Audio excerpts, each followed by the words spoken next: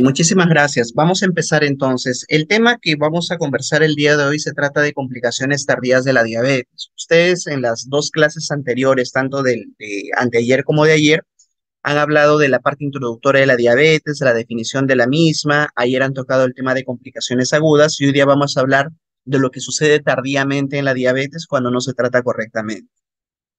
Siéntanse, por favor, libres de interrumpirme en el transcurso de la presentación, si hay algo que no ha quedado claro, que no se entiende correctamente, levantan la mano virtual y lo resolvemos en el momento. Entonces, vamos a empezar.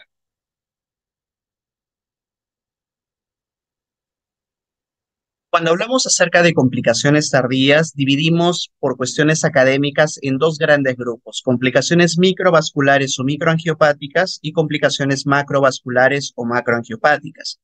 Dentro de las microvasculares tenemos a la retinopatía diabética, la nefropatía diabética y la neuropatía diabética.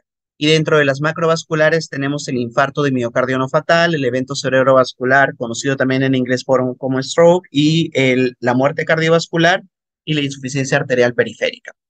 De las complicaciones macrovasculares, habitualmente ustedes lo tratan directamente en las especialidades que corresponden. El infarto de miocardio lo ven en cardiología, el stroke lo ven en neuro, muerte cardiovascular también lo ven, digamos, en cardiología, insuficiencia arterial periférica lo ven habitualmente cuando hacen la rotación de cirugía de tórax y cardiovascular.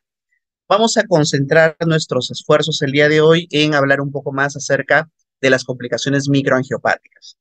Estas complicaciones microangiopáticas producen en el paciente morbilidad, minusvalía, mientras que las complicaciones macroangiopáticas o macrovasculares producen muerte. O sea, ¿de qué fallece un paciente con diabetes? 8 de cada 10 diabéticos fallece por un evento cardiovascular, descrito justamente en el listado que les coloco en este lado de la diapositiva. Vamos a empezar entonces hablando de la nefropatía diabética, cuyo nombre correcto en realidad es el de enfermedad renal diabética. Cuando hablamos de nefropatía diabética, estamos hablando netamente del aspecto histológico del compromiso renal. Enfermedad renal diabética describe mucho mejor la condición en realidad en la cual el paciente padece como complicación de la diabetes. ¿Cómo definimos enfermedad renal diabética? Tenemos que tener algunos conceptos iniciales. Cuando hablamos de una enfermedad renal crónica per se, en general, esta se va a caracterizar por tener dos componentes principales de enfermedad. El primero es la albuminuria persistente y el segundo es la afectación de la tasa de filtración glomerular estimada, que en este caso viene a estar disminuida en relación a lo normal. ¿Qué sucede con la enfermedad renal diabética? Tenemos hasta un compromiso de hasta un 40% de pacientes con diabetes que la padecen. Se desarrolla habitualmente después de los 10 años en diabéticos tipo 1, pero en diabéticos tipo 2, dada la fisiopatología de diabetes tipo 2 que ustedes ya conocen, podría incluso estar presente ya al momento del diagnóstico.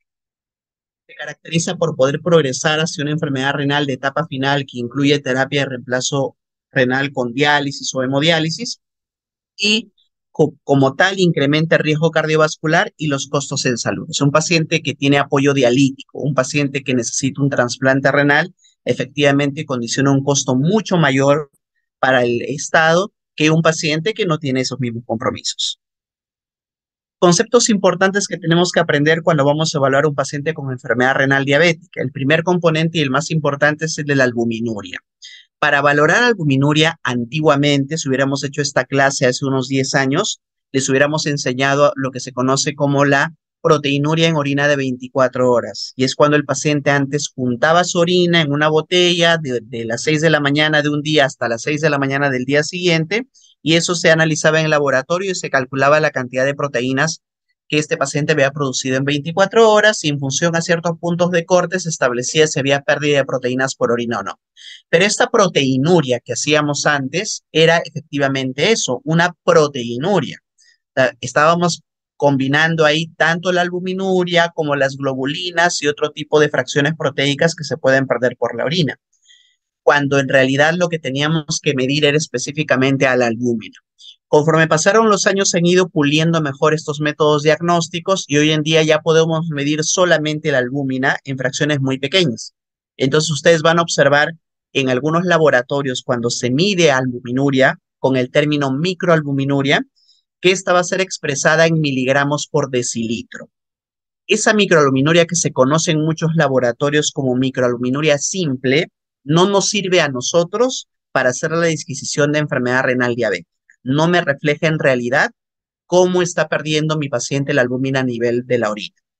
Para eso entonces se ha diseñado otro tipo de parámetro que también se conoce como microalbuminuria corregida, pero en otras realidades la conocemos como tasa albúmina creatinina urinaria, por sus siglas en inglés UACR. La tasa albúmina creatinina urinaria es el parámetro más fehaciente, más fidedigno para poder valorar la pérdida de albúmina en orina. Lo normal es que la UACR se mantenga por debajo de 30 miligramos por gramo de creatinina y ya hablamos de una elevación de esta albúmina cuando va de los 30 miligramos por gramo de creatinina en adelante. O sea, cualquier muestra de albuminuria corregida o de UACR que esté de 30 miligramos por gramo de creatinina a más, ya estamos hablando de albuminuria como tal, que está perdiendo proteína, esta proteína importante por orina.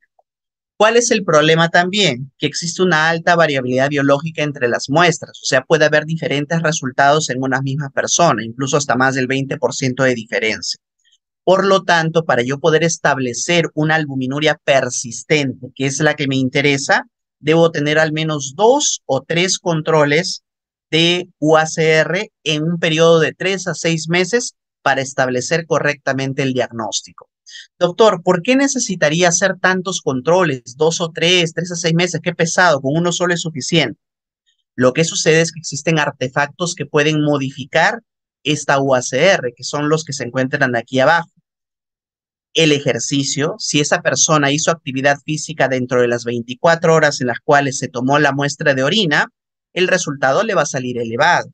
Si está frente a un proceso infeccioso, si está con fiebre, si tiene una insuficiencia cardíaca congestiva en esos momentos descompensada, si está con la diabetes descompensada, si tiene hiperglucemia marcada, si es una mujer y está menstruando, si la hipertensión no está controlada, todos esos factores van a hacer que la UACR, la microalbuminuria corregida, salga por encima de lo normal y me puede dar un falso positivo. De ahí la importancia de que tengamos justamente 2 a 3 controles en este periodo de hasta 6 meses para poder establecer correctamente el diagnóstico. Para poder evaluar esta tasa albúmina creatinina urinaria, existe un parámetro matemático muy sencillo para poder hacer. Por ejemplo, en el Hospital Hipólito Unanue no nos dan este resultado en miligramos por gramo, pero sí podemos obtener albuminuria simple expresada en miligramos por decilitro y podemos tener creatinina urinaria expresada en gramos por decilitro y finalmente haciendo esta división me va a salir el resultado que yo quiero, que es la UACR, que como les comentaba me traduce la excreción de albúmina en miligramos por día en 24 horas. Una albuminuria normal, una UACR normal, siempre va a estar por debajo de 30. Una albuminuria moderadamente elevada va de 30 a 299 y una albuminuria severamente elevada va de 300 miligramos por encima a más.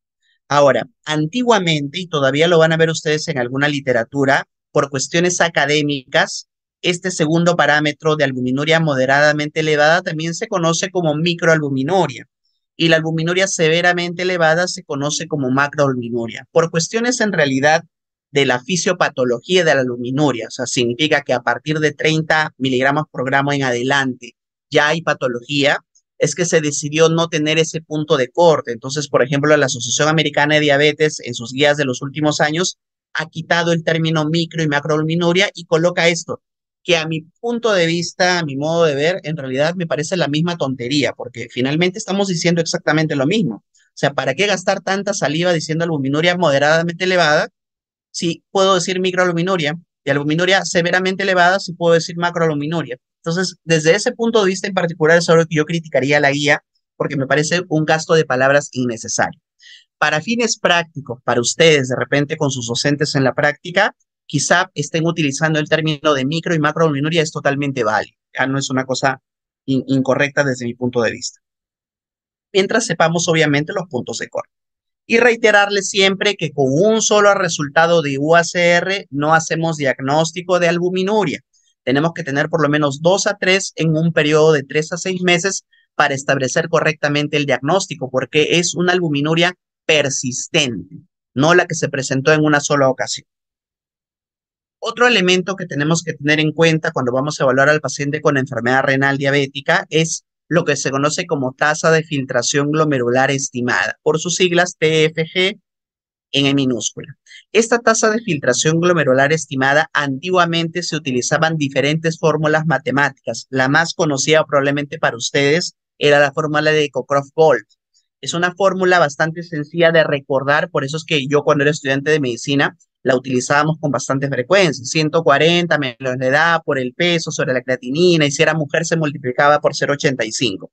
La que permitía, digamos, hacer la evaluación de la depuración de creatinina o filtración glomerular sin necesidad de repente de utilizar una supercalculadora, ¿no? Con una calculadora simple se obtenía. ¿Cuál era el problema de esa fórmula? El problema era de que como utilizaba como parte de sus parámetros el peso, si el paciente tenía más peso del habitual, tenía sobrepeso, tenía obesidad, la tasa de filtración glomerular nos salía mucho más alta. O sea, hacía que el paciente tuviese una mejor función renal, entre comillas, solo porque tenía más peso.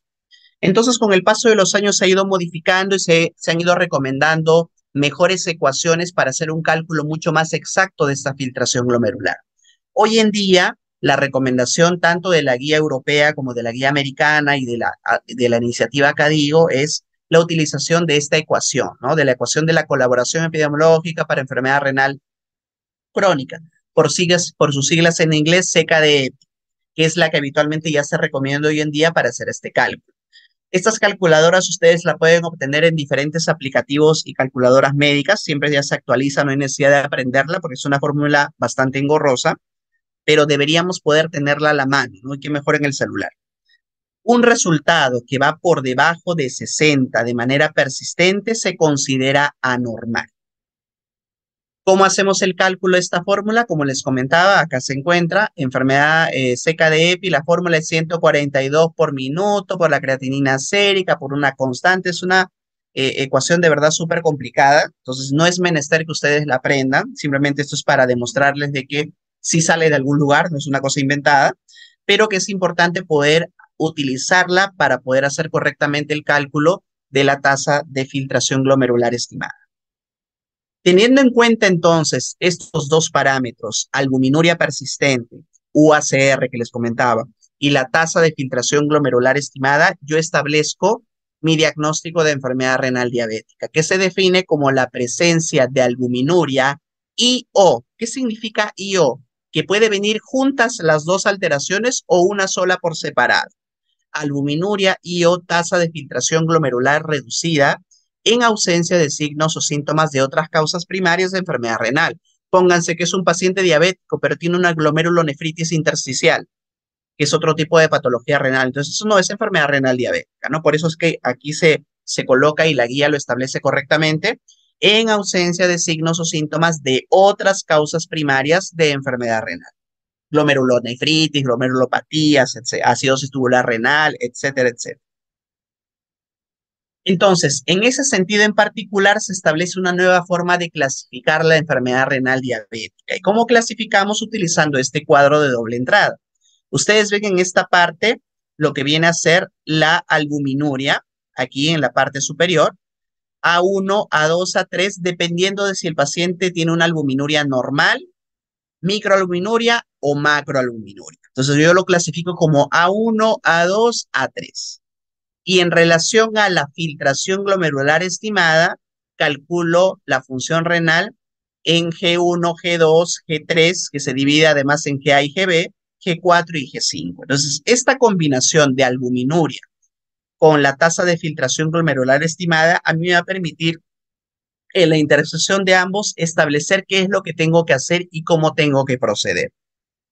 Por ejemplo, si yo tengo un paciente y le hago la evaluación de enfermedad renal diabética, y mi tasa de filtración glomerular estimada me sale en 90 más y la albuminuria me sale normal, entonces simplemente es tamizaje una vez al año. Una sola vez al año tengo que ir observando a ese paciente cómo va. A medida que voy agregando parámetros, entonces ya empiezo con una intervención probablemente farmacológica. Si aquí, por ejemplo, tengo mi tasa de filtración glomerular normal, pero tengo microalbuminuria persistente, yo debería intervenir con un fármaco de nefroprotección. Acá ya me está hablando de eso. Debo intervenir. Y si estoy en macroalbuminuria, por más que la función renal esté normal, entonces debo dar tratamiento y debo referir al siguiente nivel de complejidad de manejo, que puede contar con un nefrólogo o un endocrinólogo especialista en el manejo de enfermedad renal. Entonces, de esta manera yo voy haciendo mi cruce de información, ¿no? Para poder establecer lo que necesito. Aquí lo más Doctor, importante, disculpe, sí, dime, te escucho. ¿podría demostrar por qué la fórmula de Bucar es la más apropiada para medir los niveles de albuminuria? ¿Y quieres que te haga la demostración de la ecuación así como hacían en la academia de dónde sale la fórmula de Pitágoras? Eso sí no lo No, puedo no, hacer. no, eh, o sea, para hallarle por ejemplo, el valor en este caso es de 30, pues, ¿no? O sea, ¿qué Ya, valores se usan en general, ¿no? Para sellar esto y por qué la relación entre estos dos es que es más confiable, ¿no? Que solo usar ya. como Ok, ok, función. ya te entendí. Lo que pasa es que en la evaluación de un paciente con enfermedad renal crónica, sea por diabetes o sea por otra condición, siempre se evalúan dos parámetros. Porque tú puedes tener un paciente que tiene una excelente función renal. Voy a utilizar el cuadro para ayudarme. Puedes tener un paciente que esté en G1 o G2, o sea, tiene una tasa de filtración glomerular normal o incluso alta. Recuerden que la tasa de filtración glomerular normal va habitualmente de 90 a 120. O sea, en una persona normal más o menos se manejan esos parámetros. Ya por debajo de 90, ya empezamos a tener algunos problemas, ¿no? Por eso es que aquí le colocan estos parámetros. G1 y G2, que era lo que se conoce como enfermedad renal crónica en estadio 1, en estadio 2, son aquellos pacientes que tienen todavía la función renal por encima de 60. ¿Cuándo encuentro la patología? ¿Cuándo tengo que parar mi oreja, como se dice, o prestar mucha más atención? Cuando ingreso al estadio G3, o sea, cuando mi tasa de filtración glomerular estimada está por debajo de 60. Y por eso es que esto se los remarco de color azul. ¿Por qué? Porque se ha visto que cuando empieza a bajar la tasa de filtración glomerular por debajo de 60, es donde rápidamente progresa la enfermedad renal hacia el estadio final. Lo mismo pasa en este caso. Yo puedo tener, por ejemplo, un paciente con función renal normal, como les comentaba, pero con albuminuria persistentemente severa. Ese paciente rápidamente va a empezar a deteriorar su función renal. Entonces, lo primero que se suele perder en el paciente con enfermedad renal diabética suele ser la proteína. La función renal puede estar perfecta, pero si yo no hago el tamizaje, el screening de la UACR, de la albuminuria, se me puede escapar la enfermedad renal diabética. Recuerden la definición: presencia de albuminuria y o. O sea, de repente su función renal está normal, pero tiene albuminuria. Si ese paciente tiene albuminuria persistente, ya tiene enfermedad renal diabética, independientemente de que su creatinina esté perfecta. No sé si me he dejado entender ahí. Sí, doctor. ¿Sí? Ok, perfecto. Entonces, yo debo concentrarme en estos dos parámetros. Me concentro en la tasa de filtración glomerular estimada. Para eso utilizo mi fórmula seca de EPI, que es una cosa súper sencilla. La fórmula seca de EPI solamente necesita la edad del paciente y la creatinina sérica. That's it. Eso es todo. No necesito otra cosa más. Entonces es mucho más sencilla de calcular que saber el peso del paciente, que la talla, etcétera, ¿no? Entonces, desde ese punto de vista, ya las calculadoras médicas nos permiten hacer ese cálculo mucho más sencillo. ¿Qué pacientes tienen riesgo de desarrollo de nefropatía diabética? Va a depender de varios factores, ¿no? Como todas las complicaciones microvasculares, lo más frecuente va a ser por la duración de la diabetes. Mientras más años tiene mi paciente con diabetes, mayor probabilidad tiene de desarrollar una complicación microvascular. Por eso, cuando ustedes hacen la anamnesis de un paciente diabético o los han visto de pronto en la consulta nosotros, preguntamos, viene por primera vez el paciente: tengo diabetes, doctor. ¿Y hace cuántos años tiene? Ay, cuando nació mi hijita. Yo, como no vivo con el paciente, le tengo que repreguntar, pero ¿cuánto tiempo tiene su hijita, no? 10 años, bueno, 10 años con diabetes, porque yo ya voy pensando en ese punto. Este paciente ya tiene 10 años con la enfermedad, o tiene 15, o tiene 20, tiene un mayor riesgo de hacer ya una enfermedad renal diabética versus de pronto un paciente que tiene 2 años de enfermedad, ¿ya? Por eso la importancia de la duración de la diabetes. El otro elemento para evaluar es el pobre control de la diabetes. Es ese paciente diabético pésimamente controlado, todo el tiempo con glicosiladas por encima de 7%. De pronto tiene solamente 3 años de enfermedad, pero siempre está mal controlado. Ese paciente tiene mayor riesgo de desarrollar enfermedad renal diabética.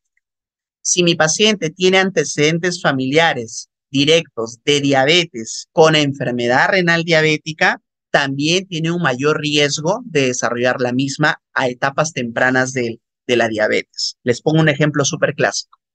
Si yo tengo un papá o una mamá que son diabéticos y han terminado en diálisis, si yo hago diabetes, tengo mayor posibilidad también de terminar en diálisis. O sea, hay un riesgo incrementado en un diabético cuyo familiar directo terminó en diálisis versus otro diabético cuyo familiar directo no terminó en diálisis de desarrollar enfermedad renal diabética severa. Entonces hay que también, como les digo nuevamente, mi papá también era diabético y siempre lo llevábamos a la diálisis. Me han diagnosticado recién de diabetes. En ese paciente tenemos que tener mucho más cuidado porque tiene un riesgo especial, genéticamente determinado, de desarrollar una enfermedad renal diabética más galopante, más rápida. El hipertenso mal controlado, también, igual. El paciente que fuma, también tiene mayor riesgo de desarrollar nefropatía diabética versus un diabético que no tiene esa condición. Finalmente, ya sabemos qué es, ya sabemos cómo definir enfermedad renal diabética, ya sabemos qué pruebas tenemos que pedir, pero la pregunta es, ¿en qué momento lo voy a pedir? Entonces, aquí la guía nos aclara ese tema y lo que tenemos que hacer es que por lo menos una vez al año tenemos que evaluar albuminuria. Obviamente, cuando hablamos de evaluar albuminuria, les estoy hablando de la UACR, tasa albúmina creatinina urinaria, también conocida como microalbuminuria corregida. Ese valor tienen que expresármelo en miligramos por gramo de creatinina.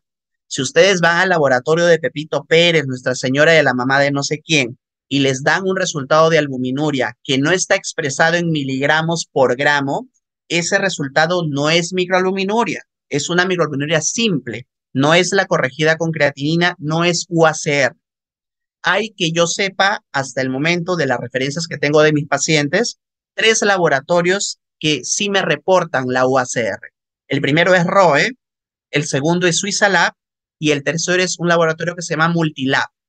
Esos 3 son los resultados que yo he visto que sí reportan albuminuria corregida o UACR. Entonces hay que tener bastante cuidado cuando yo veo las unidades en las cuales se expresa un resultado de albuminuria. La otra es la tasa de filtración glomerular estimada. Yo en diabéticos tipo 1 voy a hacer estas valoraciones 5 años después del diagnóstico y en diabéticos tipo 2 al momento del diagnóstico. La diferencia se cae de madura. Recuerden ustedes que en diabéticos tipo 1, habitualmente cuando el paciente debuta con la enfermedad, la fisiopatología es reciente. Mientras que en el diabético tipo 2, cuando éste debuta con la enfermedad, ya puede haber tenido cambios fisiopatológicos por lo menos 10 años antes del debut. Entonces, es más probable que yo encuentre enfermedad renal diabética en un paciente con diabetes tipo 2 al momento del diagnóstico que en un paciente con diabetes tipo 1. Y es por eso la diferencia. Entonces, no se olviden, diabéticos tipo 1, el tamizaje 5 años después del diagnóstico, en tipo 2 al momento del diagnóstico. Ahora, ahí también hay que tener una salvedad. Es cierto que en el diabético tipo 2 lo debo hacer al momento del diagnóstico, pero recuerden que lo debo buscar en el diabético tipo 2 controlado. Si tengo mi paciente con diabetes que acaba de debutar y está con la glucosa en 300, 350, si le pido la UACR, le va a salir alta, porque recuerden la diapositiva anterior, hiperglucemia severa, me va a salir alta la UACR. Entonces, ¿yo tengo que pedirle la albuminuria? Sí, se la voy a pedir, pero una vez que mi paciente esté con la glucemia controlada, ¿sí? Salvo ese aspecto en particular, hay que tener cuidado al momento de pedir la prueba. ¿Qué más voy a hacer? En las personas con enfermedad renal diabética establecida, estos controles de albuminuria y filtración glomerular estimado lo debo hacer de 1 a 4 veces al año, dependiendo del estadio de la enfermedad. Y aquí me permito regresar un momentito al cuadrito que les puse acá, ¿no? Entonces, dependiendo del estadio de la enfermedad, acá me dice ¿Cuántas veces al año va a tener su control? ¿Dos controles, tres controles, cuatro controles? Entonces va a depender del nivel de severidad. Mientras más severa sea la enfermedad, más frecuentemente voy a hacer estos controles de albuminuria y de tasa de filtración glomerular estimada. ¿Qué más puedo hacer por mi paciente con enfermedad renal diabética? Hay algunas recomendaciones, por ejemplo, desde el punto de vista nutricional. Les pongo un ejemplo súper práctico. Ustedes ya han llevado nefrología, no sé si ya han hecho nefro. Bueno, si no la han hecho todavía, en el paciente, por ejemplo, con síndrome nefrótico, que pierde un montón de proteínas en orina, proteínas así globalmente hablando, la recomendación inicial es restricción proteica. En esa restricción proteica marcada se llevaba también, se extrapolaba antiguamente al control de la nefropatía diabética. Se decía que el paciente que tenía albuminuria se le tenía que restringir las proteínas. Eso ya ha quedado completamente descartado en el paciente con diabetes. O sea, si yo tengo un paciente con enfermedad renal crónica en estadio 3, estamos hablando de una filtración glomerular por debajo de 60, que no tiene apoyo dialítico todavía, por obvias razones, está su riñón todavía funcionando ok, la restricción proteica solamente es de 0.8 gramos kilo día. Recuerden que una dieta normoproteica lleva de 0.8 a 1 gramo kilo día. O sea, no vale la pena en un paciente con enfermedad renal diabética restringirle más el aporte proteico. O sea, no ha demostrado eso que retrase la progresión de la enfermedad renal. Cosa totalmente diferente a lo que sucede en el paciente con síndrome nefrótico o por otro tipo de glomerulopatías. Yo me estoy centrando a mi campo, que es netamente el campo de la diabetes, que es la restricción proteica leve, 0.8, porque si yo utilizo una dieta muy hipoproteica en este paciente, lo voy a desnutrir, no lo voy a ayudar más. En cambio, en el paciente que ya se encuentra en soporte dialítico, sea diálisis peritoneal, sea hemodiálisis, yo debo más bien buscar que sea una dieta más proteica, hiperproteica. Me voy de 1 a 1.2 gramos kilo día. La pregunta se cae de madura. ¿Por qué en un paciente que ya tiene apoyo dialítico le voy a dar más proteínas? Porque ya no tengo que cuidar. Ese riñón ya no sirve. Por lo tanto, lo que tengo que cuidar es el estatus nutricional del paciente.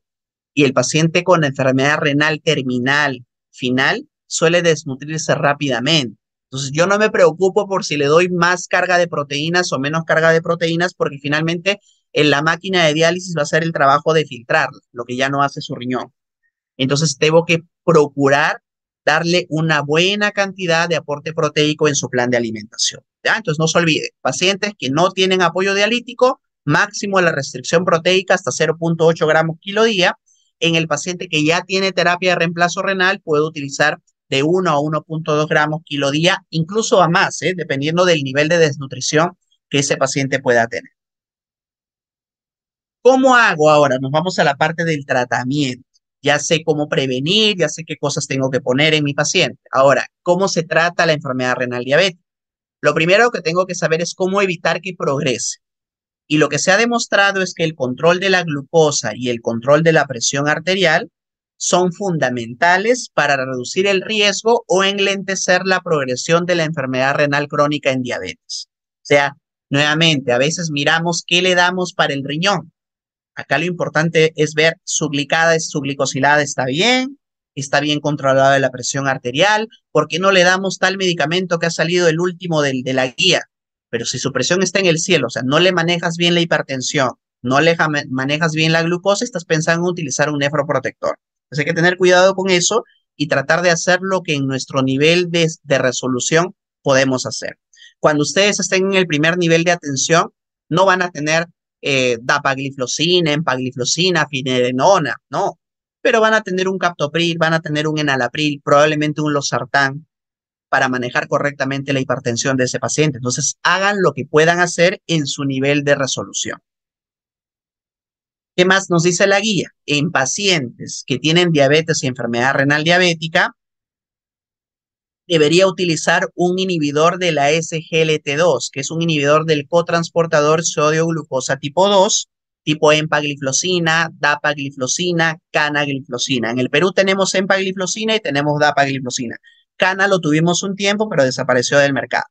pero yo debería ofrecerle este fármaco al paciente para reducir progresión de enfermedad renal diabética y eventos cardiovasculares en pacientes que tengan una tasa de filtración glomerular de 20 en adelante y una albuminuria de 200 a más. O sea, nuevamente, no es darle a cualquiera estos fármacos, sino verificar qué perfil tiene mi paciente, estratificarlo correctamente y en función a eso ofrecerle esta terapia adicional. Si mi paciente tiene diabetes con enfermedad renal diabética, podemos utilizar también este fármaco en pacientes que tienen albuminuria normal hasta 200, con un grado de recomendación menor, pero también se podría utilizar. En resumen, para no marearlos con tanta letra, paciente con diabetes y mi paciente tiene la tasa de filtración glomerular de 20 para arriba, yo podría utilizar este fármaco para el control de la glucosa. Pero si tiene además de eso albuminuria, aunque sea microalbuminuria, ya podría beneficiar al paciente utilizando este medicamento para evitar la progresión de enfermedad renal diabética. ¿Qué más? ¿Qué más puedo hacer por mi paciente? Nuevamente, pacientes con enfermedad renal crónica y albuminuria que tienen riesgo incrementado de eventos cardiovasculares o progresión de la enfermedad renal crónica, debería sugerirle al paciente, instaurarle un medicamento que es un antagonista de los receptores de mineralocorticoides no esteroideos, que hasta el momento a nivel mundial tenemos solo a la finerenona, nombre comercial Firialta, que haya demostrado ser efectivo en ensayos clínicos. Este es el nombre de Firialta. Acá dice, dale Firialta al paciente, finerenona. La finerenona ha demostrado en sus 2 estudios grandes de seguridad cardiovascular ser nefroprotector, o sea, evita la progresión de la enfermedad renal diabética y además de eso también reduce eventos cardiovasculares macrovasculares. Así que también podríamos darle esto a mi paciente con enfermedad renal diabética. Y finalmente, en personas con diabetes tipo 2, enfermedad renal diabética, podría utilizar un ISGLT2, un agonista de receptores de GLP-1 o una ofinerenona para la reducción del riesgo cardiovascular. O sea, si a pesar de eso necesito también cubrir a mi paciente para reducir el riesgo cardiovascular, puedo utilizar cualquiera de estos grupos farmacológicos dependiendo de lo que el paciente ya esté usando. Si mi paciente ya está usando un ISGLT2, pues le agrego un agonista receptor de GLP-1. Si está utilizando un agonista receptor de GLP-1, le agrego un ISGLT2. Eso es lo que me está diciendo este resultado. Algunas recomendaciones adicionales que no siempre se cumplen, pero igual se las voy a comentar. Los IECAS, o sea, enalapril, captopril, lisinopril, ARA2, losartán, valsartán, telmisartán o mersartán, ninguno de estos 2 grupos farmacológicos deberíamos utilizar o se recomiendan para prevención primaria de enfermedad renal crónica en diabéticos que no tienen hipertensión y con albuminuria normal. O sea, no puedo utilizar estos medicamentos para evitar lo que todavía no existe. No hay prevención primaria para el uso de IECAS y ARA2. Sí los puedo utilizar cuando ya mi diabético hipertenso tiene microalbuminuria, o sea, una albuminuria, una ACR que está de 30 para arriba. Y totalmente recomendable para aquellos que tienen 300 a más, o sea, macroalbuminuria, junto con una tasa de filtración glomerular por debajo de 60. Eso sí ha demostrado reducir progresión de la enfermedad renal crónica. O sea, en realidad, chicos, para el manejo de la enfermedad renal diabética hay un montón de cosas que podemos hacer. Lo que pasa es que no las hacemos por falta de conocimiento. Si mi tasa de filtración glomerular está por debajo de 30, si mi paciente está en un ERC estadio 4, G4, mi paciente debería ser referido a nefrología. El nefrólogo tiene que conocer a ese paciente, tiene que empezar a hacer su menjunje, digamos, de protección nefrológica para evitar que esto progrese. ¿Qué otra oportunidad tengo para mandar a mi paciente a nefrología? Cuando la etiología, la causa de esa enfermedad renal no está clara, tengo dificultades para manejar al paciente o rápidamente esa enfermedad renal progresa. Habitualmente o clásicamente la enfermedad renal diabética suele avanzar muy lentamente durante los años. No es una cosa que galope rápidamente a menos que el paciente tenga predisposición genética o en su defecto sea un pésimo paciente, pues, mal controlado, glicosiladas siempre altas y por ende rápidamente hace enfermedad renal. Pero si no es el caso, deberíamos ver si existe otra causa por la cual ese riñón se va a deteriorar. Esto es un resumen de lo que acabamos de conversar. Modificación del estilo de vida siempre va a ser la base fundamental del tratamiento, un plan de alimentación saludable, actividad física, evitamos el tabaquismo, manejo correcto del peso, y aquí tenemos los fármacos de primera línea. Inhibidores de SGLT2, dapagliflozina, empagliflozina, metformina, siempre y cuando la tasa de filtración glomerular estimada esté por encima de 30. Recuerden que por debajo de 30 la metformina se debe suspender, está contraindicada. Si mi paciente es hipertenso, utilizar inhibición del sistema renina-angiotensina, estamos hablando de utilizar IECA SUARA-2 a la dosis máxima tolerada, y también debería emplear estatinas de alta intensidad, rosuvastatina, atorvastatina, dosis altas. ¿Qué más también voy a evaluar? Voy a evaluar el control de la glucosa, presión arterial, riesgo cardiovascular, lípidos.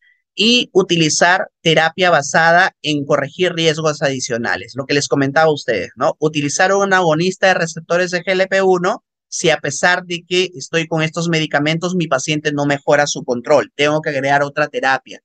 Evitemos la inercia terapéutica. Muchas veces el paciente está 180, 190, 180, 190. Sigue tomando tu metformina y toma años de años la misma dosis. No intentan ni siquiera aumentarle un poquito la dosis. Esa inercia terapéutica es perjudicial para el paciente. Utilizar un agonista de receptores de mineralocorticoide no esteroideo, finerenona, si mi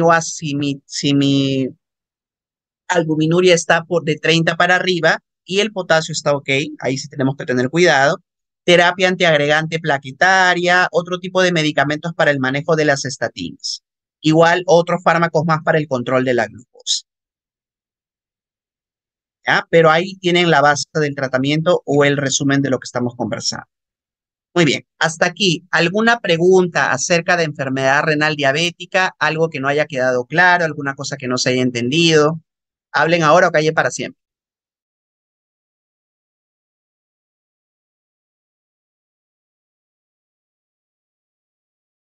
No, todo claro.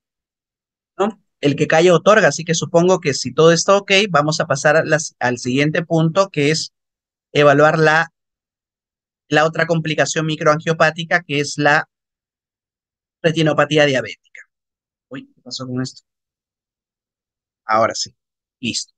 En retinopatía diabética, en realidad, no ha habido muchos cambios. De esta clase, ustedes se van a dar cuenta que la que tiene la mayor cantidad de diapositivas suele ser la enfermedad renal diabética, porque es la que en los últimos años ha tenido nuevos alcances terapéuticos, nuevos descubrimientos. Con retinopatía diabética no hay en realidad no hay muchas cosas nuevas.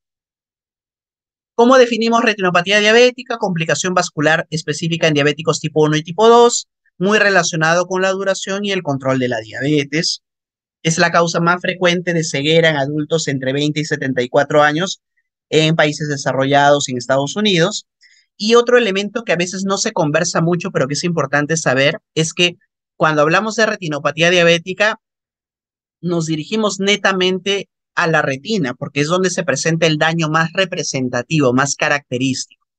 Sin embargo, en realidad el término debería cambiar y probablemente cambie en los próximos años de llamar enfermedad ocular diabética, así como pasó con la nefropatía diabética, que ahora se llama enfermedad renal diabética, pues probablemente sea enfermedad ocular diabética. ¿Por qué? Porque se ha visto que el paciente que tiene diabetes, glaucoma, la catarata y otras alteraciones del ojo ocurren con mucha más frecuencia y de forma mucho más temprana. No sé si habrán escuchado de repente el término de catarata metabólica. O sea, el paciente con diabetes mal controlado desarrolla rápidamente la opacificación del cristalino y hace cataratas a más temprana edad, versus un abuelito que puede tener 90 años y ve 20/20, perfecto. Entonces, la diabetes también afecta no solamente la cámara posterior del ojo, sino también puede afectar esta cámara anterior, aumentando el riesgo de estas condiciones. ¿Cómo clasificamos la retinopatía diabetes? La retinopatía diabética, perdón, es una clasificación en realidad bastante antigua, pero que no se ha modificado hasta el día de hoy. Vemos la retinopatía diabética no proliferativa en sus niveles leve, moderado y severo, y tenemos la retinopatía diabética proliferativa, ¿no? Otro elemento que también forma parte de la evaluación de la retina es si el paciente tiene edema macular diabético. Entonces, este edema macular diabético es un marcador de severidad. ¿Qué significa eso, doctor? Que mi paciente puede tener retinopatía no proliferativa leve, pero si tiene edema macular, automáticamente aumenta su nivel de severidad y hay que intervenir rápidamente. ¿Por qué? Porque el edema macular, como ustedes recordarán, como su propio término lo dice, significa que hay una hinchazón en la mácula de la retina. Recuerden ustedes que la mácula es la región de la retina de la visión fina, de la visión de colores, o sea, la visión exquisita. Si esto se destruye por esta hinchazón, por este edema, pues el paciente puede ir rápidamente a una ceguera. Entonces, para evitar justamente eso, siempre se tiene que cuantificar si el paciente presenta o no edema macular. El nivel de la retinopatía de leve, moderada, severa implica la cantidad de lesiones características de la retinopatía que se pueden ver en el ojo. De ahí vamos a ver algunas de las lesiones en las siguientes fotos. Entonces, ¿por qué se va a caracterizar clínicamente una retinopatía diabética? Porque la visión que se va a comprometer es la visión central, es la visión fina. Esto más o menos es una representación de lo que le pasa a un paciente con una retinopatía diabética ya secuelada, con consecuencias. ¿Cuál es el diagnóstico? El diagnóstico se hace haciendo el fondo de ojo. Idealmente el fondo de ojo debería ser con una pupila dilatada, pero también lo podríamos hacer con una fundoscopía directa. Hay unos oftalmoscopios que permiten al clínico no oftalmólogo poder evaluar justamente la retina en una buena parte de su condición. Pero el fondo de ojo más correcto debería ser este fondo de ojo que me permite dilatar completamente la pupila con unas gotas previas para ver todos los cuadrantes del ojo. Este fondo de ojo clásico, acá lo que vamos a tener es la papila, que recuerden ustedes que es la entrada del nervio óptico, la arteria, la vena suele ser más gruesa que la arteria, y en la parte de aquí tendríamos lo que viene a ser la fóvea, la mácula, esta es la retina central, y todo esto de aquí es la retina periférica. Lo que ustedes ven por acá como unas pequeñas huellitas en diferentes zonas son huellas de láser, son cicatrices de láser. O sea, esta es una retina que ya tuvo retinopatía diabética, ya tiene, y ya ha sido tratado con panfotocoagulación. Así se ve una retina tratada. Acá lo que vemos también son lesiones tipo mantequilla, pedazos de mantequilla refringentes, que son los exudados duros. Tenemos acá sangrados preretinianos, puntiformes. Entonces, esto es probablemente una retinopatía diabética proliferativa severa, o perdón, no proliferativa severa. Acá tenemos otra igual, con las mismas características, exudados blandos, algunos sangrados. Acá se notan mucho mejor las huellas de láser en toda la región periférica. Aquí está la papila. Y aquí esta zona que ustedes observan un poquito más oscura que el resto de la retina, justamente es la zona de la mácula, la visión fina. Aquí es donde se presenta el famoso edema macular diabético. Muy bien, acá otro tipo de lesiones también similares, con mucho mayor sangrado. ¿Y qué pasa cuando de repente yo veo un fondo de ojo que me parece normal? Existe una prueba que nos puede ayudar a nosotros para poder determinar, al oftalmólogo en realidad más que nosotros, para poder determinar si hay lesiones incipientes, si es la angiografía con fluoresceína. Se inyecta un contraste especial y luego se pintan los microaneurismas, estos puntitos de colores que usted ve, estos puntitos blancos refringentes que ven por acá, que marco con el puntero, esos son los microaneurismas, que a veces en el fondo de ojo convencional no se observan. Muy bien, entonces ya sé cómo voy a hacer el diagnóstico, fondo de ojo, probablemente no lo hagan ustedes, lo haga el oftalmólogo, pero ya saben qué cosa es lo que va a observar él mismo. Nuevamente, ya sé que mi paciente puede tener retinopatía diabética. ¿Qué puedo hacer para ayudar a mejorar esto o evitar esta progresión? Entonces, en este caso serían tres cosas: control de glucosa, control de presión arterial y control de lípidos. O sea, son tres cosas las que yo debo hacer para evitar la aparición o enlentecer la progresión de una retinopatía diabética establecida: glucosa, presión arterial y lípidos. Recuerden ustedes que en el caso de la enfermedad renal diabética principalmente es glucosa y presión arterial. Aquí viene glucosa, presión arterial y lípidos. Ahí viene un poco la diferencia. ¿Qué más voy a hacer? Ver cada cuánto tiempo voy a estudiar a mi paciente. Voy a hacer el screening, el tamizaje. Entonces, ¿cuándo tengo que enviarlo al oftalmólogo para el fondo de ojo? Similar al caso de la enfermedad renal diabética. En diabéticos tipo 1, 5 años después del diagnóstico, y en diabéticos tipo 2, al momento del diagnóstico. Y se cumple la misma regla. No puedo enviar a mi paciente al oftalmólogo con la diabetes descompensada. El objetivo es tener un buen control de glucemia porque eso permite que los medios transparentes del ojo estén lo suficientemente claros para que el oftalmólogo pueda evaluar al paciente. Pasa muchas veces que se envía al oftalmólogo, el oftalmólogo regresa a la consulta o regresa al paciente diciendo corregir glucemia y volver a mandar interconsulta. ¿Por qué? Porque no puede ver nada, porque los medios transparentes del ojo se ven afectados por la hiperglucemia. ¿Qué otra cosa se va a ver afectada por la hiperglucemia? La refracción. Si ese paciente diabético que de pronto está viendo mal y quiere cambiar la medida de sus lentes, se va a la óptica de la esquina de Huancavelica con Girón Loreto, por ahí en el centro de Lima, le hacen su medición electrónica de su refracción y le hacen su recetita de lentes, paga 500, 600 soles por su luna, antirreflex con protección de luz azul, etcétera, va a tirar su plata a la basura porque la siguiente semana la medida le va a volver a cambiar. Entonces, no hagamos evaluación oftalmológica a menos que la glucemia esté bien controlada para que el oftalmólogo pueda tener una buena visión de los medios transparentes y además la refracción sea confiable, ¿sí? ¿Cada cuánto tiempo vamos a hacer el control del fondo de ojo? Una vez al año como referencia general para todos los pacientes. Todos los años, una vez al año, un fondo de ojo.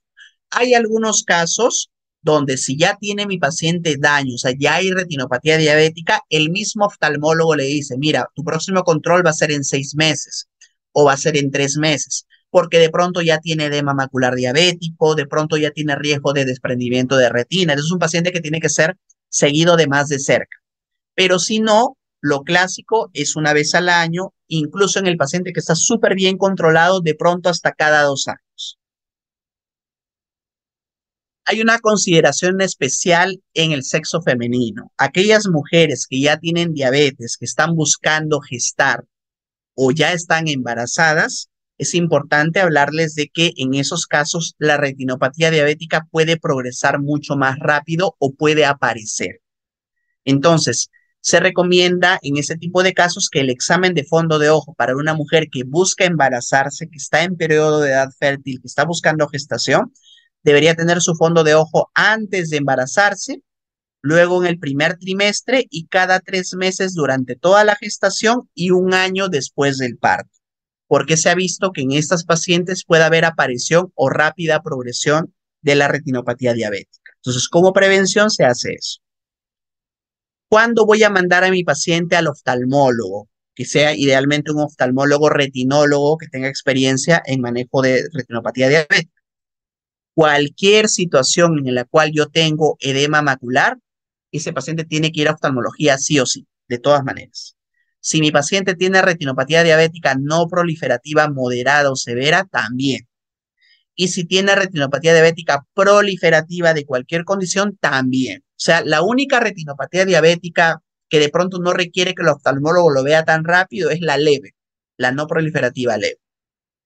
¿Y cómo lo va a tratar el oftalmólogo? Porque eso no lo hacemos los endocrinólogos. Mediante un tratamiento que se llama la fotocoagulación láser panretiniana, que está indicada para este tipo de casos. Evitar pérdida de visión y algunos casos para proteger la visión con retinopatía diabética no proliferativa severa, ¿no? Entonces, en pacientes con no proliferativa severa y proliferativa de cualquier condición, está indicada la fotocoagulación. Acá vamos a regresar un poquito para explicarles de qué se trata la fotocoagulación. Acá.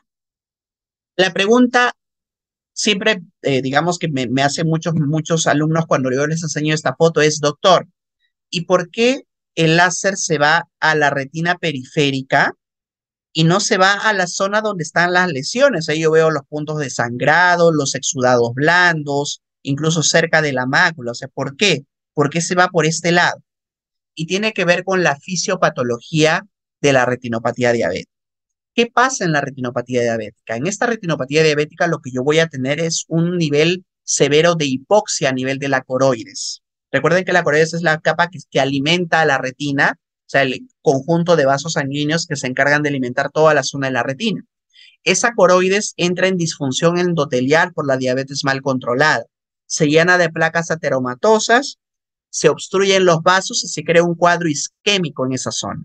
La isquemia, ¿qué es lo que va a producir? La isquemia lo que va a producir es producción de eh, sustancias angiogénicas. O sea, ese es el factor de vascular endotelial angiogénico. ¿Para qué? Para que empiece a proliferar vasos sanguíneos. O sea, la hipoxia hace que la propia coroide se trate de defender liberando vasos sanguíneos anómalos para tratar de nutrir correctamente a la retina. En esa búsqueda de compensación, crea estos vasos sanguíneos anómalos que a la larga se van a romper porque tienen paredes aberrantes, se rompen y sangran. Y ahí es donde empieza el desprendimiento de retina, el sangrado del hemovitrio, etcétera. Entonces, cuando yo lo que hago es usar la fotocoagulación para destruir, porque en realidad lo que estoy haciendo es eso, destruir la retina periférica, concentro la oxigenación de mi retina a nivel de la visión fina, que justamente es la zona central, la mácula, porque la retina periférica está llena de bastones que me sirven para la visión nocturna, para la visión grosera, la gruesa, perdón. La visión fina está en la parte central de la retina. Entonces, yo al destruir los vasos sanguíneos en esta zona, al quemar la retina a nivel periférico, concentro la oxigenación en esta zona. Al mejorar la oxigenación en esta zona central, evito la formación de estos vasos sanguíneos anómalos, por lo tanto no van a sangrar y no me van a afectar la visión. ¿Ya? Ese es, digamos, el fundamento por el cual se usa la fotocoagulación para el tratamiento de la retinopatía diabética no proliferativa severa y la proliferativa propiamente dicha. Se dice proliferativa porque proliferan los vasos sanguíneos anómalos. Ese es digamos, el término. Muy bien, vamos por acá, ya habíamos avanzado. Ok, perfecto. ¿Qué otra cosa puedo hacer? Hasta hace algunos años solamente podíamos usar el láser, pero ahora existen también nuevos tratamientos desde el punto de vista, digamos, de invasivos, que son las inyecciones intravítreas de un medicamento que es un antifactor de crecimiento endotelial vascular, o sea, lo contrario a lo que yo les decía que se produce por la hipoxia en la retina, ¿no? Utilizo un antiangiogénico, que son una alternativa razonable al láser para algunos pacientes con retinopatía diabética proliferativa que reducen el riesgo de pérdida de visión. Entonces, a veces el oftalmólogo, el retinólogo ya combina ambas propuestas, láser e inyecciones intravítreas con antiangiogénico. Justamente el antiangiogénico va a evitar que se formen estos vasos sanguíneos anómalos. ¿Dónde más está indicado el antiangiogénico? En el paciente con edema macular diabético. O sea, un paciente con edema macular diabético es más complicado tratarlo con fotocoagulación que utilizando estas inyecciones intravítreas del antiangiogénico. Ahí tenemos el bevacizumab y otro más por ahí que no recuerdo, pero son estos medicamentos los que se utilizan de esta manera. También podemos utilizar una combinación de fotocoagulación e inyecciones intravítreas de corticosteroides en el edema macular diabético en el caso de que no responda correctamente al antiangiogénico. Utilizo un corticoide. Otro elemento a tener en cuenta que el hecho de que mi paciente tenga retinopatía diabética no implica evitar el uso de aspirina para cardioprotección porque eso no va a empeorar los sangrados. A veces los médicos tienen miedo y no le dan la aspirina porque dicen que puede sangrar mucho más. En realidad no es así. Muy bien. Hasta aquí, ¿alguna pregunta sobre retinopatía diabética? ¿Algo que no haya quedado claro? En realidad es mucho más sencillo que en el primer caso, pero si hay alguna inquietud, por favor, me lo hacen saber en estos momentos o por el chat, si tienen vergüenza.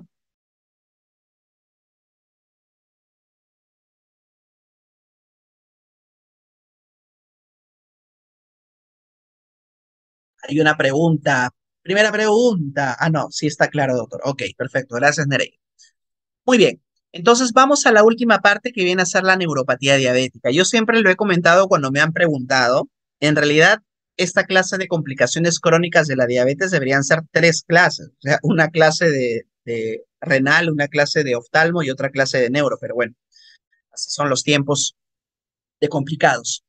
La neuropatía diabética viene a ser la complicación más frecuente de la diabetes mellitus. ¿Ah? Es la complicación más frecuente y más precoz también, la que más rápidamente se presenta. Se calcula que al momento del diagnóstico de un paciente con diabetes tipo 2, prácticamente el 50%, o sea, uno de cada dos, ya tiene algún grado de neuropatía diabética, pero no sabe que la tiene. ¿Por qué? Porque no necesariamente se va a presentar con dolor o adormecimientos. Muchas veces hay que salir a buscar la neuropatía para que el paciente pueda darse cuenta que realmente la tiene. Entonces es así de frecuente, mucho más que la enfermedad renal diabética, mucho más que la retinopatía diabética. Y el problema principal con la neuropatía es que es un grupo de desórdenes de diferente manifestación clínica. Son fenotipos totalmente distintos que a veces pueden llegar a confundir al mismo clínico. La fisiopatología en resumen, las células de Schwann, que recuerden que se encuentran en las vainas que se encuentran en los nervios periféricos, van a acumular sorbitol como resultado del exceso de la glucosa en sangre a través de diferentes vías bioquímicas. La más conocida es la vía del poliol, pero hay otra vía de la exosamina y otras vías bioquímicas que son importantes dentro de esta fisiopatología. Esto va a producir, ¿qué cosa? Cambios similares a los vistos en la retinopatía diabética, o sea, disfunción endotelial, hipoxia, en la vasa nervorum. Recuerden que la vasa vasorum se encarga, son los microvasos sanguíneos que alimentan las paredes de los vasos sanguíneos. En el caso de los nervios también tienen su propia microcirculación, que es la vasa nervorum. Esa vasa nervorum es la que se va a ver afectada justamente con la disfunción endotelial producto de la hiperglucemia. Conlleva estrés oxidativo y finalmente daño a nivel neuronal. En general, todas las complicaciones microangiopáticas de la diabetes tienen que ver con el estrés oxidativo, ¿no? Hiperglucemia, oxidación de la glucosa y de los lípidos, formación de productos de glicación avanzada, estrés mitocondrial, que va a llevar a este estrés oxidativo a su vez, daño endotelial, vasodilatación anormal, óxido nítrico dependiente, disfunción vascular, biomarcadores que producen, que van en pos de la coagulación, trombosis y complicaciones diabéticas. Eso es en resumen lo que hace, lo que sucede en todas las complicaciones de la diabetes. Desde el punto de vista anatomopatológico, vamos a ver desmielinización renal, hiperplasia e hipertrofia de estas células de Schwann en búsqueda de compensación de la disminución de la conducción nerviosa, edema endoneuronal, que es menos frecuente que en el caso de la retina, por ejemplo, pero puede aparecer. Y en el sistema nervioso autónomo vamos a ver compromiso de los ganglios simpáticos, disminución de la densidad de estas fibras nerviosas, desmielinización segmentaria, etcétera, etcétera. Este es un corte de una vaina nerviosa normal. Ahí ven todos los filetes nerviosos. Son los pequeñitos que están por acá. Y todo lo de aquí, todo, digamos, este es un nervio, sino que tiene los pequeños filetes nerviosos. Delgados, fibras gruesas, etcétera. Y acá tenemos el mismo filete nervioso, digamos, o perdón, el mismo nervio con un corte donde se han perdido un montón de esos filetes, si ustedes se dan cuenta, no se pueden ver. Antes, después, antes, después. ¿Cómo clasificamos la neuropatía? Tenemos también otro grave problema, porque hay súper tratados y súper libros de neuropatía diabética que van a hacer que las clasificaciones sean distintas dependiendo de la zona que yo coja, dependiendo del tiempo, etcétera.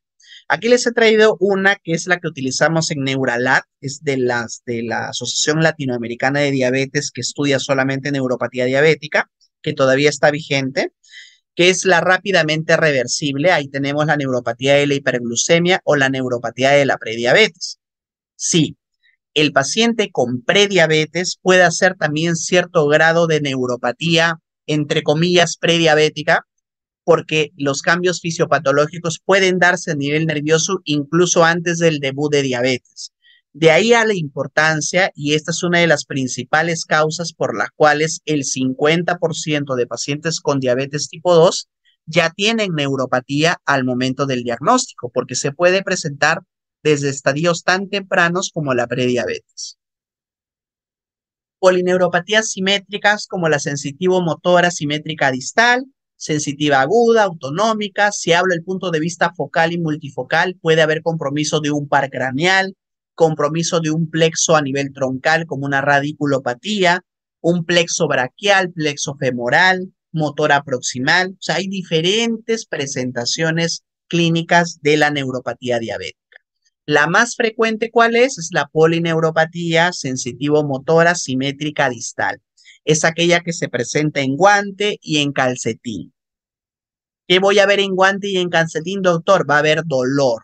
El dolor, recuerden que neurológicamente se conoce como disestesias. Ardor, hincones, quemazón, calambres, punzadas, corriente eléctrica, etcétera, que se presentan sobre todo a predominio vespertino nocturno. Esas son las disestesias. Y las parestesias son aquellas que tienen que ver con la afectación de la sensibilidad.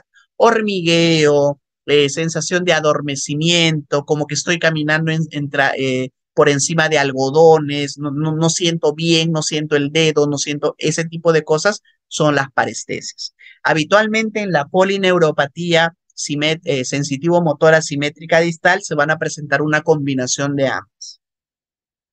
Entonces, ¿cómo hago la semiología de mi paciente? Preguntar, doctor, tengo calambres en las piernas, ¿a qué hora te molesta más? ¿Y cómo son esos calambres? Constantes, aparecen de un momento a otro. Esa es la semiología, digamos, que hacemos en la evaluación del paciente diabético.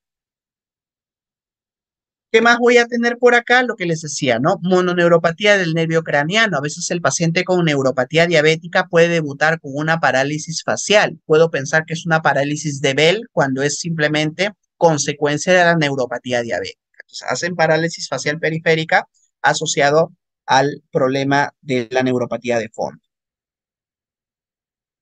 Muy bien.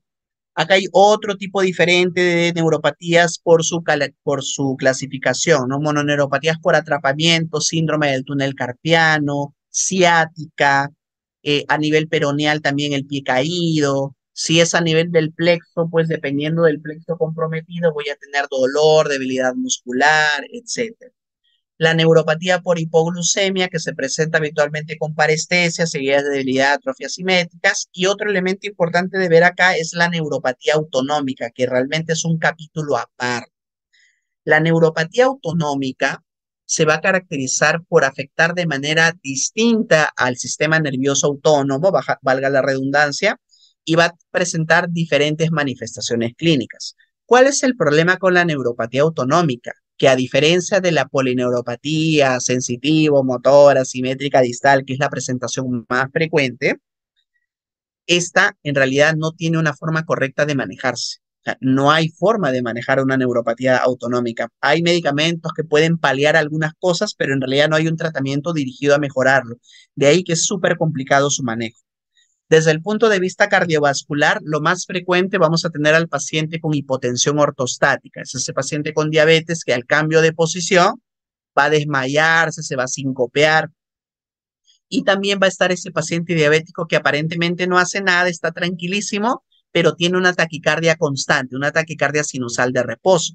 Y esto se debe a que la neuropatía autonómica también puede afectar justamente el sistema eléctrico del corazón y producir taquicardia sin que el paciente en realidad esté haciendo ningún tipo de actividad física.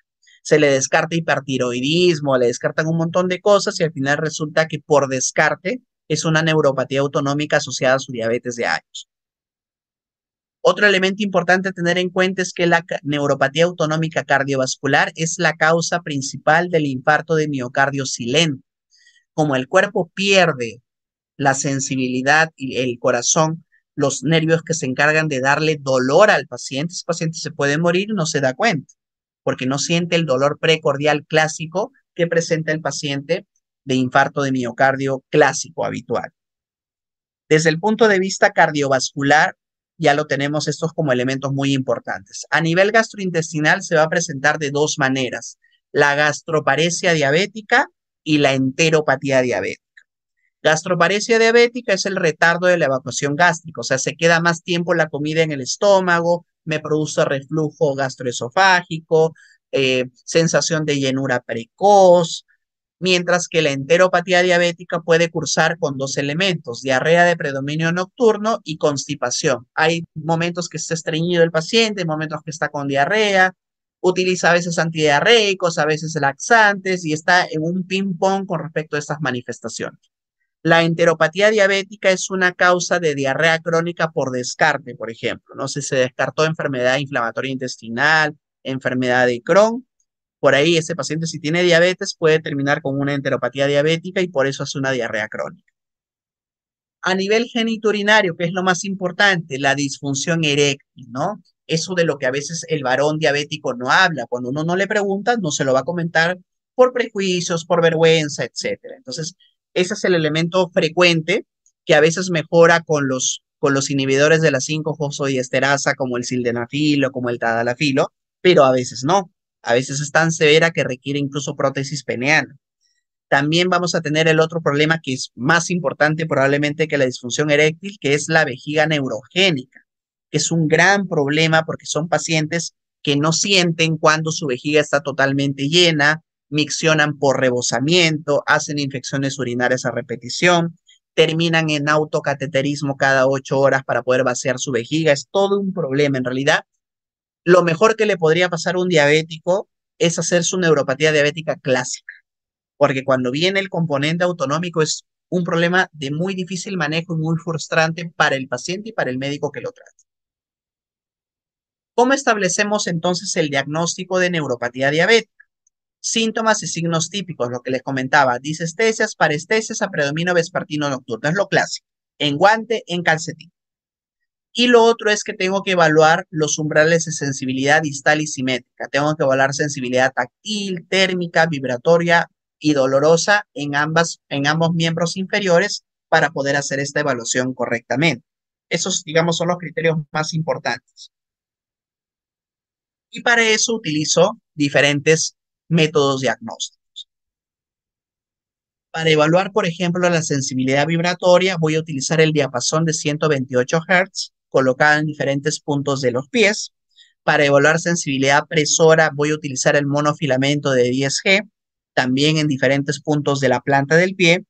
Para evaluar la sensibilidad dolorosa, voy a utilizar la punta de alfiler, también en determinadas zonas del pie, y eso me va a permitir evaluar diferentes tipos de sensibilidad. Hay esquemas, puntajes, escalas, como las que les acabo de traer acá, que es la del grupo Michigan, donde voy evaluando la apariencia del pie, si está seco, si tiene callos, si hay fisuras, si hay ulceración presente o ausente, si tiene o no tiene el reflejo aquiliano, si hay vibración con el diapasón o no. Y de acuerdo a este puntaje se establece si ese paciente efectivamente tiene su neuropatía diabética o no. ¿Ya? Esto no es menester que se lo aprendan, esto yo no lo pregunto por si acaso, es simplemente para que ustedes sepan que hay diferentes escalas. Hay una muchísimo más grande, que es la que acabamos de ver, también es del grupo Michigan, que evalúa diferentes otros factores, ¿no? Reflejo bicipital, tricipital, cuadríceps, aquiliano, ya es una evaluación a nivel general del cuerpo. Igual tiene su puntaje y de acuerdo a eso se establece el diagnóstico de neuropatía periférica. Tampoco se lo tienen que aprender, es con fines ilustrativos. Muy bien, entonces ya sé cómo voy a diagnosticar a mi paciente diabético, ahora tengo que saber en qué pacientes voy a investigar neuropatía diabética. Y sucede lo mismo que en los dos primeros casos.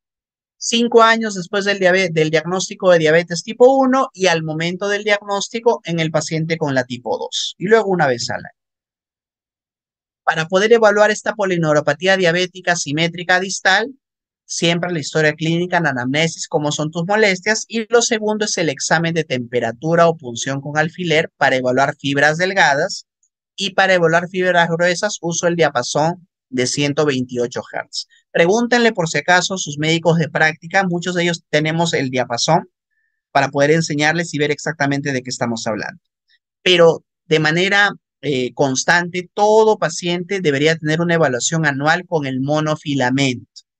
sea, recostar a mi paciente y hacer el monofilamento una vez al año, porque el monofilamento que me evalúa sensibilidad presora, recuerden la otra diapositiva, me sirve para identificar pacientes en riesgo de ulceración y posterior amputación. Entonces, el monofilamento es para eso, para el pie diabético en riesgo de ulceración. Y los demás son para evaluar la progresión de la neuropatía diabética. También debería evaluar signos y síntomas de neuropatía autonómica cardiovascular en mi paciente que tiene complicaciones microvasculares. Si tiene retinopatía diabética, enfermedad renal diabética, además de investigar neuropatía clásica periférica, preguntar, no señor, y cuando usted se levanta de la cama de pronto no se marea, no se cae, como que se le baja la presión, que algunos dicen, o sea, ir preguntando eso. Evaluar funciones vitales siempre, eso es fundamental, porque ahí se nos escapa a veces la taquicardia de reposo que tiene el paciente con diabetes. Muy bien, tratamiento. ¿Cómo trato mi neuropatía diabética? Igual que en el caso de la retinopatía, el control glucémico es la base fundamental para evitar el desarrollo de neuropatía diabética en diabetes tipo 1 y retrasar la progresión en diabetes tipo 2. Mejor controlado está de la glucemia, menos acumulado en el nervio, menos vía del poliol, menos estrés oxidativo, por lo tanto, menos daño neuronal. O sea, chicos, la idea es de que el paciente entienda que el buen control glucémico lo va a beneficiar en diferentes aspectos, no solamente en el tema de que ya no va a tener sed, ya no va a orinar a cada rato, sino en proteger sus órganos blancos. Esa es la concientización que tenemos que hacer sobre el paciente. Optimiza el control de la presión arterial y lípidos para reducir riesgo de retrasar progresión de la neuropatía diabética. Hasta hace unos 3 años, la guía no mencionaba esto de aquí, que les estoy marcando acá. Recién desde hace unos 3 años también está incluyendo el control de la presión y de los lípidos como parte del tratamiento de la prevención secundaria de la neuropatía diabética, o sea, para que pueda evitar la progresión. Entonces, en resumen, en enfermedad renal diabética, control de glucosa y presión arterial. En neuropatía diabética y en retinopatía diabética, glucosa a la cabeza, presión y lípidos. Tratamos al paciente para reducir el dolor que se presenta en la neuropatía diabética, mejorar la calidad de vida y para eso podemos utilizar cierto tipo de medicamentos. Para el manejo del dolor neuropático, para el manejo de las disestesias, directamente podemos utilizar fármacos como la pregabalina, como la duloxetina, como la gabapentina y como la amitriptilina. Estos de aquí, la pregabalina y la gabapentina, son anticonvulsivantes, pero que han demostrado efectos sobre el dolor neuropático. La duloxetina y la amitriptilina son antidepresivos, que han demostrado también efectos sobre el dolor neuropático. Además de otros medicamentos como los bloqueadores de los canales de sodio, que están recomendados como terapia farmacológica inicial del dolor neuropático. Ojo, esto está dirigido a las disestesias. No me va a mejorar las parestesias. O sea, si mi paciente viene, doctor, se me adormecen los pies, tengo como hormigueos, es poco probable que la gabapentina lo mejore. De repente le puede bajar un poquito la molestia, pero no va a desaparecer el malestar. Para el dolor, sí. El calambre, el hincón, el ardor, la corriente eléctrica, para eso sí. Entonces, cuando nosotros clasificamos este tratamiento de la neuropatía diabética, lo dividimos en 2 factores: tratamiento sintomático y el tratamiento etiopatogénico. Para el tratamiento sintomático, lo que ya les había comentado: pregabalina, gabapentina, carbamazepina en algunos casos, antidepresivos como la amitriptilina, la duloxetina, capsaicina al 8% en parches que hay solamente en Estados Unidos y en Europa, en Latinoamérica no hay, opioides en el peor de los casos y tramadol condicional al dolor. Pero hay otra rama del tratamiento, que es una rama poco explorada, pero también muy importante, que es el tratamiento etiopatogénico. Y para eso los que tienen mayor evidencia científica son dos sustancias. Una que es el ácido alfa lipoico o ácido tióctico, que es un antioxidante endoneuronal. Va a bloquear el estrés oxidativo a nivel endoneuronal para evitar la progresión del daño en la neuropatía diabética. Por lo tanto, no solamente mejora el tema del dolor, sino también mejora el adormecimiento, mejora las parestesias, etcétera. Y el otro fármaco que también tiene un efecto importante en ese aspecto es un derivado de la tiamina, o sea, de la vitamina B1, que se llama benfotiamina, que es una vitamina B1 de acción prolongada. Lo que se ha visto es que el diabético tipo 2 y el diabético tipo 1 tienen una mayor excreción de tiamina versus una persona que no tiene diabetes. Es un paciente que tiene de por sí una deficiencia crónica de tiamina. Y esta benfotiamina, al ser una tiamina de liberación, de acción prolongada, que tiene una mayor biodisponibilidad, que es más liposoluble, dura mucho más tiempo en el cuerpo, permite recuperar mucho mejor esas zonas, esa deficiencia de tiamina que no hace la tiamina convencional, que tiene que darse varias veces al día para lograr más o menos un estatus apropiado. Entonces, estos tratamientos etiopatogénicos actúan justamente sobre la etiología de la neuropatía diabética periférica y permiten evitar la progresión. Entonces, yo, por ejemplo, estos medicamentos los usaría efectivamente en el paciente con neuropatía periférica, sí, pero también son un arsenal terapéutico interesante para la neuropatía autonómica, y es la que les comentaba, que en realidad no tenemos un tratamiento definido y donde estos sintomáticos no me van a servir. Finalmente, ¿qué hacemos en neuropatía autonómica? Lo que les comentaba son cosas realmente, medidas terapéuticas así superficiales, ¿no? Evitar en el caso de hipotensión ortostática cambios bruscos de la postura, utilizar medias o calzado compresivo. En el caso de la disfunción gastroesofágica, por ejemplo, si tienen gastroparesia diabética, utilizar prokinéticos, metoclopramida, domperidona, levosulpirida. Si mi paciente tiene diarrea diabética por enteropatía, puede ser loperamida, que es un antidiarreico, bajar la fibra alimentaria. Aquí en la diarrea diabética por enteropatía, por ejemplo, funciona muy bien el subsalicilato de bismuto, el jarabe, ¿no? El bismutol, que se le conoce también, o el bismucar, funciona muy bien. El bismuto hace que este paciente reduzca sus episodios diarreicos y de verdad que funciona bastante bien en el paciente que tiene estas diarreas crónicas. ¿Qué hacemos en la vejiga neurogénica? El entrenamiento vesical, cateterismo intermitente. Esta parte es bien fea. A mí particularmente me da mucha pena cuando el paciente diabético desarrolla este tipo de problema en la vejiga. 1000 veces mejor la diarrea, de lejos. Finalmente, en el tema de disfunción sexual, tenemos los inhibidores de la alfa-fosfodiesterasa, sildenafilo, tadalafilo, el apoyo psicoterapéutico. También podemos utilizar la prótesis peniana en casos más severos, y esto es de manejo del urólogo. En realidad, estas cosas, ¿no? Disfunción eréctil, la vejiga neurogénica, esto lo maneja principalmente urología por el tema de que son procedimientos invasivos. La diarrea diabética, la disfunción gastroesofágica, esto suele ser manejado por el gastro, y el tema de la hipotensión ortostática por el cardiólogo. Entonces, en realidad, nosotros como endocrinólogos mucho no solemos intervenir, siempre necesitamos el apoyo de estas especialidades cuando se presenta este tipo de complicación. Muy bien, chicos. Preguntas, inquietudes, dudas. Yo sé que ha sido maratónico, he tratado de ser lo más sintético posible, así que espero que haya quedado claro. Y si no ha quedado claro, por favor, estoy atento a sus inquietudes. ¿Alguna pregunta, duda, inquietud?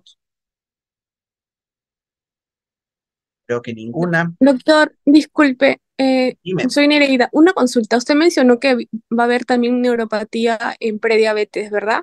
Ajá. Podría presentarse. Y en este caso, ¿el tratamiento va a ser igual?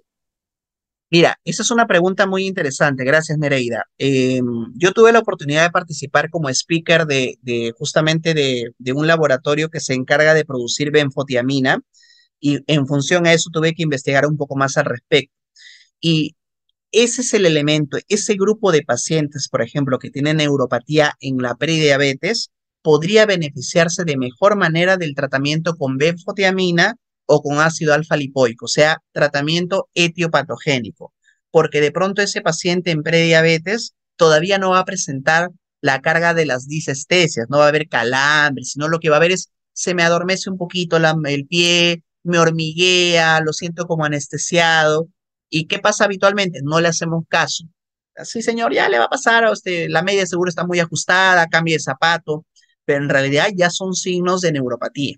Entonces, en ese grupo de pacientes con neuropatía de la hiperglucemia o por prediabetes, iría excelente sobre todo la benfotiamina. ¿Alguna otra pregunta? Ok, chicos, si no hay ninguna pregunta adicional, ahí tienen mis redes sociales, denle like a todas mis fotos, aumenten mis métricas, por favor, háganme viral, cosa que así puedo ganar y llevar un pan a mi casa, a mi familia. Tengo 2 hijas que mantener. Eso es todo, damos por terminada la clase, que tengan muy buenas tardes.